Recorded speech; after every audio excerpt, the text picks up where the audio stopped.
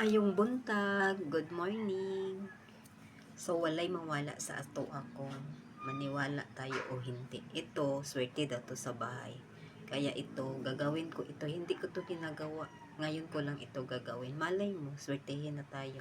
So, ito ang gagawin natin. Baso na clear. Tapos lagyan natin ng laurel. Dahon ng paminta. Tapos, 8 barya. 8 barya. Ilagay natin dito. Pagkatapos, ilagay natin sa ibabaw ng ref. Pamahiin to para swertihin ang ating bahay. Malay mo, swerte na tayo, diba? Sa tagal ng panahon. Maniwala man tayo o hindi, gagawin natin. Thank you for watching.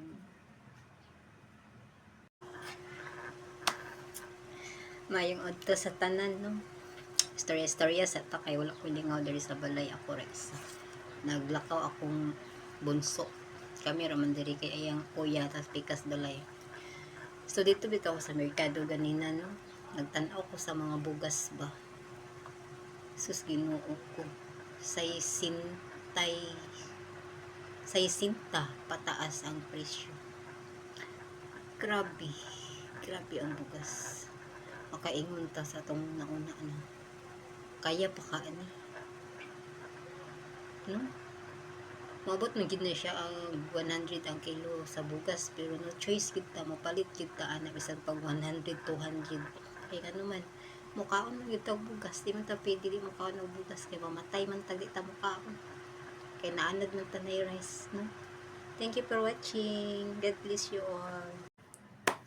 Ito, gagawa na naman ako ng DIY pabango sa CR. Wala nang laman ito, kaya lagyan ko ito ng bulak or cotton.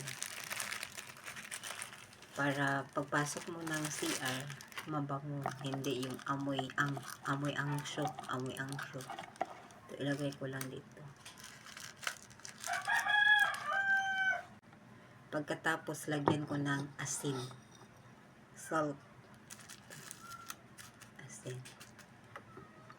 Pagkatapos lagyan ko ng Downy Antibac.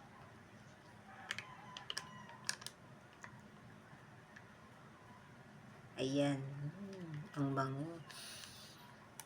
Tapos, lagyan ko ng rubbing alcohol. Okay, thank you for